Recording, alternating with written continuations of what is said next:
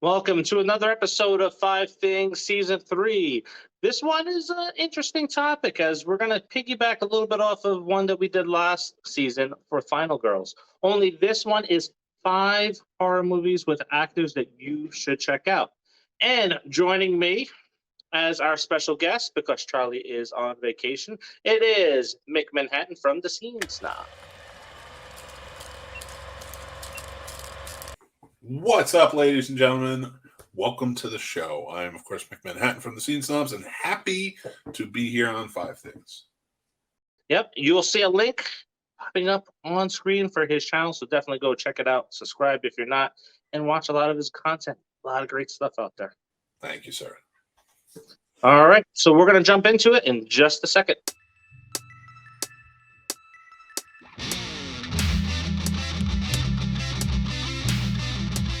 I am inevitable.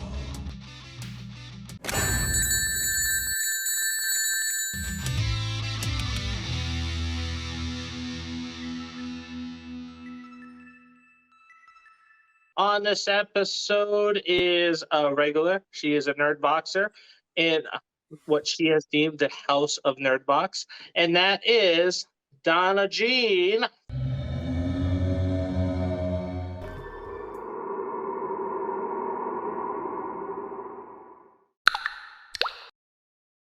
Hey, Fiends!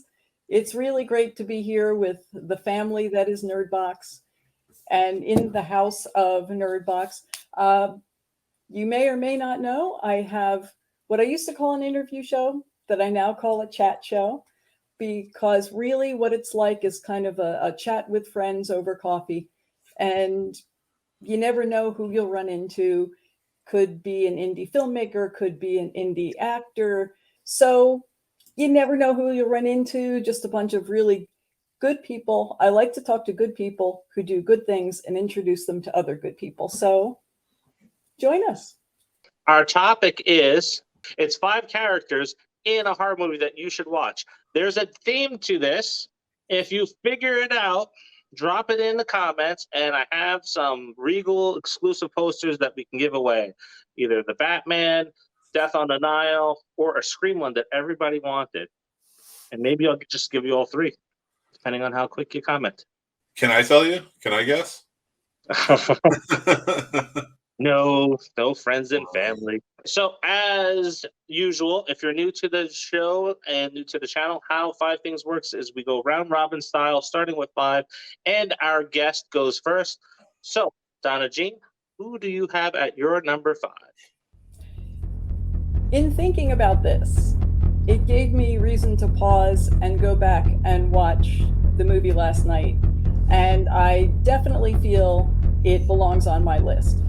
And it would be Billy the Puppet. But Billy the Puppet from Dead Silence from 2007. Oh. Billy the Puppet from 2007 wears the same clothes as Billy the Puppet from Saw. And they're both James Wan films. They were both written by Leigh Whannell. And so, there's kind of is this Billy the Puppet from Dead Silence, who doesn't die even though he's buried?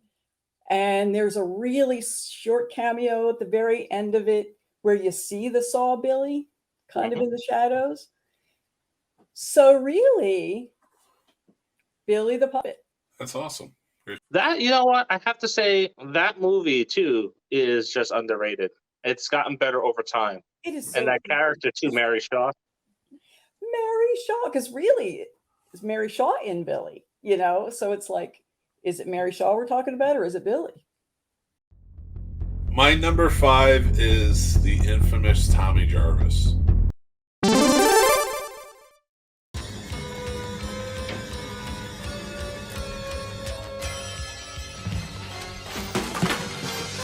Don't shoot, please. From the Friday 13th franchise. Got 3 of his own movies. Nice little trilogy there, right, set in the middle. This is a kid who's been through a lot from childhood up into adulthood. And one of the things that I appreciate him is by the end, he's in his end, I should say. He's in a good place, and I was always happy to see that. That's a good pick. Now, I was very close to putting him on my list.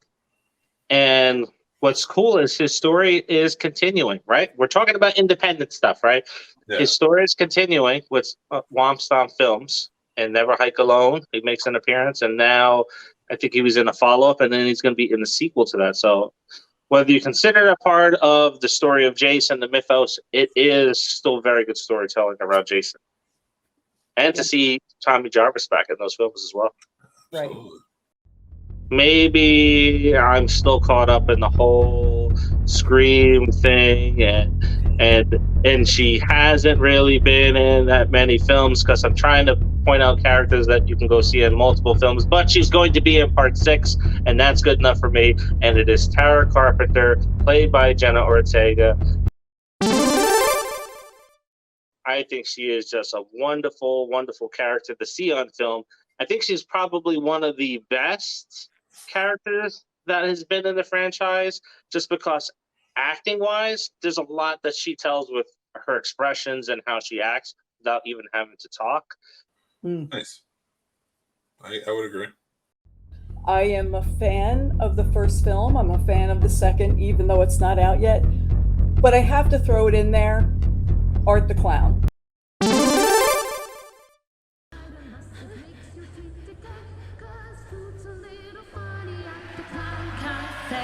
He was in a couple of films prior to Terrifier.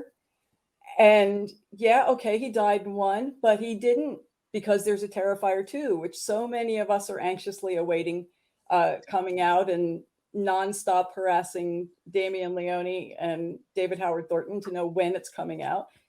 And just from what Damien has said, there will be a number 3. So Nice. I'm kind of jumping the gun, like, because it's not quite a franchise yet, but it will be. And Art the Clown is bigger than life, so. Art the Clown, yeah, definitely one of the most iconic slashers that's come out in such a long time. And maybe you can start to contribute some of that slasher revival being with him coming out, right? And kind of giving a jump start to the whole genre again. I stayed away from the killers for the theme. I wanted to stretch my imagination a little bit in terms of who did I really appreciate outside of killers in horror movies. And the next one up, so it's Tommy Jarvis being number 5, and then this one, both in the same franchise, and probably the two, I don't want to say biggest, but like, you know, the rest of them are like pretty well known, but probably the two most recognizable to horror fans. Like, oh, okay, you went right to Friday the 13th with that. And it's Ginny Fields from part 2. Wow, very good pick. Yeah, Very good pick. choice. Such a good, not just final girl, but like she, out of all of them, she really outsmarts Jason. She uses his weakness against him, which, of course, being his mother. Jason, Mother is talking to you. Come on.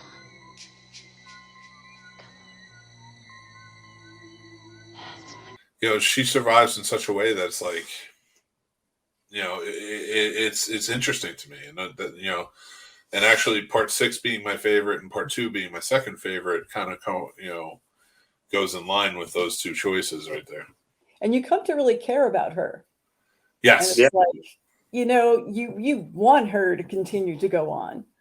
They did such a great job with her character development, because like Alice, great, fine in the first one. She was fine, but like that's it. She was fine. Everyone else is pretty, unless you're a diehard fan of the franchise, is kind of unrecognizable. Like, This is true, yeah. You know, yeah, you know who they are because you watch the movies, but overall, and like I said, if you're a diehard, you know all the actors' names, everything. But like, that's not reality for even a lot of horror fans. But Jenny is one that I feel like everybody kind of remembers. Yep. Girls that were in the sleeping bags that got slashed against the tree it's always like my favorite. You don't necessarily know and hold on to who were those actors and how was that part played, because they were really there to get slammed against the tree. Friday the 13th is not one of my favorite franchises, but that character definitely does stand out. Nice. Good pick. My last sellout pick for Scream, it's on there because she was my number one final girl. She is the pinnacle of all the final girls out there in my mind, and that is Sidney Prescott, played by Neve Campbell. There's nothing more I can say about her than that she is just leaps and bounds over all the other final girls that are out there. I got to give you that one because at least she always came back. She's in every movie. And I will give it to Neve Campbell for even doing that. Even at the points where she didn't really care about the character. You know, like maybe she was just more tired of it. She still came back. She still did the role, and she played it perfectly. Yeah, even with this last film, too, when she comes on, it's a small amount of screen time. But when she first comes back on, it just brings like an ease. It just calms. It's like, oh, Sydney's here. Whew. Sorry. You're Billy's daughter. We'll bring the car around. Yeah, I'm his daughter. I'm sorry if that's weird for you. No, it's... I've been through this a lot. You want to talk? And the way she even delivers the line now, it just almost fits the character very well in their development arc. Anybody who has followed me on Facebook or seen any of my interviews, they'd probably be able to pick out what would my choices be.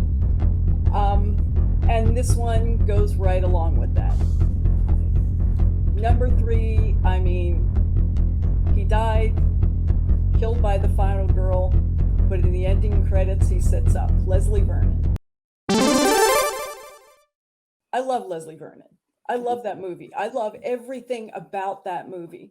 I can't imagine a horror fan that would not love that movie, even if it's just for the cameos, even if it's just for seeing Kane Hodder for 30 seconds on the screen, or Robert Englund having taking on a Donald Pleasance-like role.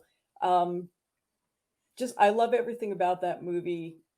And I really wish there would have been a sequel. And at least so far there hasn't been, but you know, there are comic books and all that kind of thing. But I really think Leslie Vernon had to be on my list because it's just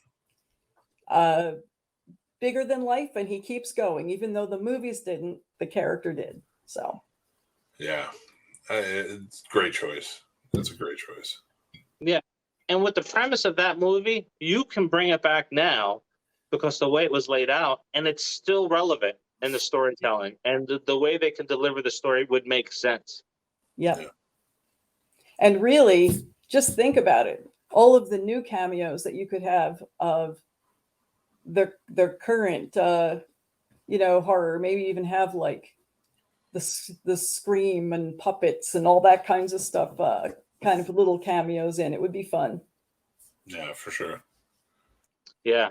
I know they've been on this channel in Women of Horror forum and in Nerdbox forum, and they've talked about what's next. Yeah, as you said, everything about Leslie Vernon is just amazing. The character is like I've said on previous shows and other shows, is you look at your 3 slasher icons of this century. You have Sam, you have Leslie Vernon, and then you have Art the Clown. So those are definitely great characters himself. But Leslie Vernon, by far, is my favorite.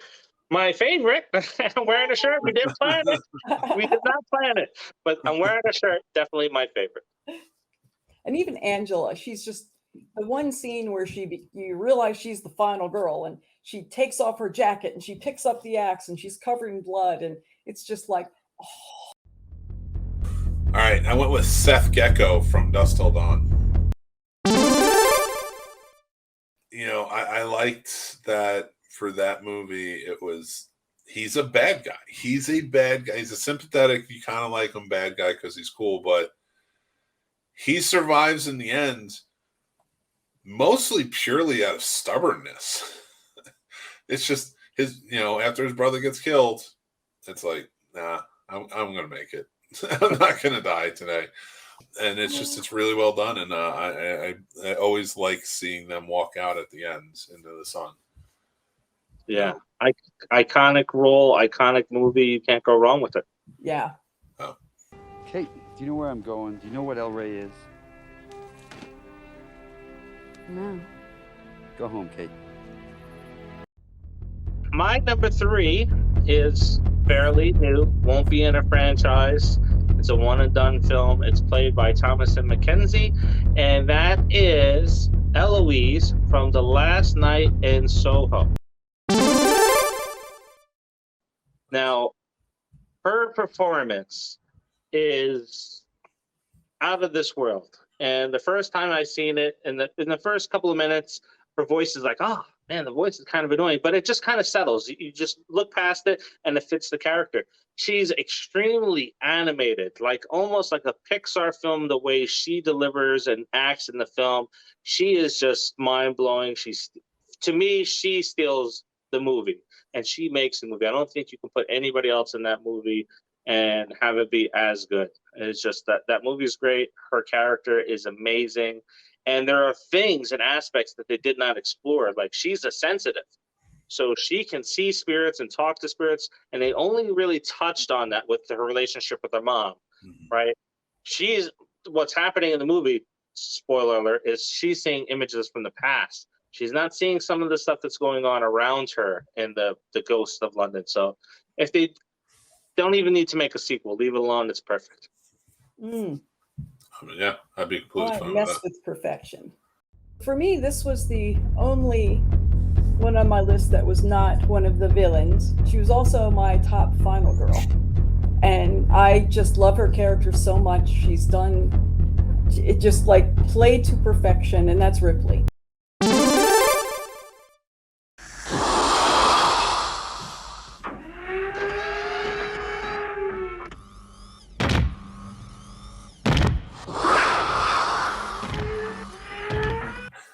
Even when she did die, they got like one of her chromosomes and they rebuilt her. And, she's just amazing. There's everything that kind of, and if you watch all the franchise through, you see how her character has grown. My newest rescue kitty, in fact, is named Ripley. Just everything about her character. And Sigourney Weaver, like, I don't think anybody else could have played her, become the amazing character that you want to see live through the whole franchise the way that she did. It was just done to perfection. She was definitely on my list. Dave can attest to this. It was like right before we were starting, I was like, you know what? I'm getting rid of all the big names. I'm getting rid of all of them. I'm just going to try and go with, some of the other ones that I had, but Ripley is iconic. He's on there for all of us. Yeah, perfect pick. Yeah, and for that time period too, to have a character just changing everything in the industry with that character. That's how powerful that character is on and off screen. 100%. So much so that justly or unjustly, whenever Sigourney Weaver was in something else, you're like, Ripley, And she loves it. She's even said she loves being called Ripley. My number 2, I went with something a little bit different. Anthony McCoy. The little baby who gets saved with Candyman. That is such a great pick. That who is comes awesome back in the new Candyman as the main star and still lives on. I will not ruin anything for anybody. Go watch it. But yeah, Anthony McCoy, for him to come back, start out in the first movie as a baby, only to come back for like a requel, if you will, to quote Scream, which was a fantastic movie in its own right, and be like the main focus of it. I thought that was great. So that really is an awesome pick. It wouldn't even have like dawned on me, but when you said it, it was like, oh, perfect. It makes perfect sense. And I have to say, that Candyman requel was definitely better than Halloween Kills. I don't care what anybody says, and it is one of the better reboots in a franchise. Yeah. I really, really liked it. I thought it was an awesome film, and I think it fit right into the Candyman franchise as it is. My number 2 pick, which is Ash. Klaatu, Miranda. Nice.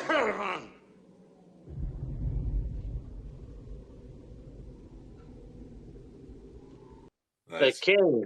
You can't go wrong with the King, right? He made that role iconic, brought it to video games. He's brought it to the TV shows. Ash is my number 2. My number 1 is almost like a reverse Ash. So, but I had to throw Ash on there because it's probably one of the few characters when the movie's on, I can actually quote the lines because I can never remember them. But for Ash lines, I can quote those. It's simple enough for me. Excellent, excellent choice.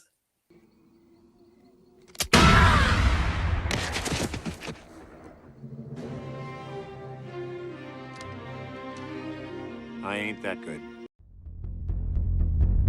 My number 1 is Jason. First, he drowns as a child. Then he comes back, becomes, the head of the franchise. He's shot, he's slashed, he's burned, he's buried, he goes into space. And then when he does die and goes to hell, and this is the part I've wanted to talk about, the essence of Jason's evil is in his heart that he entices the mortician to eat it. When you watch Jason Goes to Hell, Adam Marcus, you're amazing. When you watch Jason Goes to Hell, you're thinking, okay, the mortician, he's doing this, he's cutting it up. Oh, there's his heart. I think I'll eat it. I mean, there you go, Jason. Nice. That's awesome. That's a great number 1. Can't argue that at all. All right, my number 1 is Poindexter Fool Williams from The People Under the Stairs. Oh.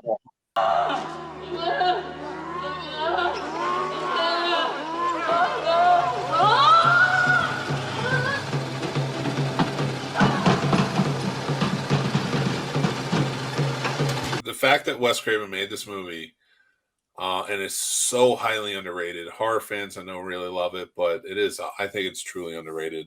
Definitely one of the best horror movies in the 90s, in my opinion. But the fact that they got a kid as the main character for that movie, and he, through it, not only survives, defeats the bad guys, sets free all of the captors. He does everything. Truly, I think he's a great character to represent like what we're doing here, like actors in a horror film. That's an excellent pick. Definitely. Thank you. I have to rewatch that. It's been a while. Yeah, that's the same with me. It's been a long time since I've seen the film, and I don't know why either, because I used to watch it a lot when I was younger. If it was on, I watched it. It's an excellent movie. I just haven't come back to it in such a long time. It's probably time to revisit and introduce to my kids. My number 1 should be very notable by his name, and that is Dr. Herbert West, played by Jeffrey Combs. The Reanimator films. He's, like I said, he's almost like a reverse Ash, because he is just so animated in his delivery, and he is so quirky and quirky, and sure there's reanimated corpses in this, like there's Deadites in Evil Dead, but his character and his delivery is just spot on. I loved him in the first 2 movies. I loved him in Beyond the Reanimator. I wish we would have gotten the 4th one, which was the House of Reanimator. But yeah, that is my number 1. Him and Ash are very close, but definitely that character. Nice. Good Great choice. choice. Thank you very much. All right, so we cruise through our list, and that means what we're going to do is we're going to wind down this episode, and then we're going to come back to some honorable mentions in our follow-up episode later this week. But remember, what you need to do is like this video. The more likes it gets, the broader the audience. And for this video here, if you figure out the theme, which I think is pretty easy, you get to win some posters. So just drop that in the comments. Let us know what your list is, if you agree with our list or not. Then swing over to the Scene Snobs. If you're not subscribed to that channel, make sure you do subscribe to that. Lots of fun things that are going on over on Mick's channel. So Mick, real quick, can you just let us know some of the cool shows that you got going on over there? Yeah, guys, appreciate you very much for putting it out there and always being so supportive. Thank you. Yeah, with the Scene Snobs, we have, of course, our main show, the Scene Snobs podcast. It's Embrace Absurdity. We try to talk about the different side of things within the geek pop culture movies world, especially. But we talk about a lot of the things that we truly love. We have tons of shows over on our YouTube channel. You can follow us on all social media. One of our newest shows is called Plot Roast, where we roast a bad movie chosen by our patrons over on our Patreon page. They choose a movie each week. We watch it, and we film the whole thing. And then we have the uncut version for Patreon members exclusively, but you do have a shorter version on YouTube you can check out as well. That's our newest show that we have going on right now. I love the title. Like, the title of your shows are always so catchy. Thank you. It just rolls off the tongue. I just love it. I appreciate that. And hopefully we can get you guys back on for the new season of Real Combat, which is coming out in the next couple of months. Yeah. Yeah, let me know. I'll definitely be down for it. I know our other co-host on Five Things this season has been looking to get on there too, so maybe me versus Danny for that one. Yeah, and DonnaJean, you're always welcome. You know that. Anytime. Thank you. All right. So then before we go, DonnaJean, just plug away. What's going on the coffee house? Well, I did a really awesome chat with filmmaker, actor, kind of all around awesome person, Brandon Brooks, a short time ago, and that went live. I have a number of people lined up that we're going to be getting the show started because of our mutual love of horror conventions. And in fact, that's where Dave and I met. Yeah, definitely go and check the archive of DonnaJean's Coffee House of Horror to see the little gems of films that are popping up in her interviews, like Bloody Summer Camp, Scream Test. Oh my God, that movie was amazing. So, there's a lot of great films on there. Driven, that's another interview. Behind the Mask. So a lot of great interviews that are on there. Go and check that out, because we want to support independent artists, independent filmmakers, podcasters. That's what this channel is about. So definitely like and subscribe. And this has been Dave. This is Mick. And DonnaJean. We'll catch you later this week for honorable mentions. Bye. See ya.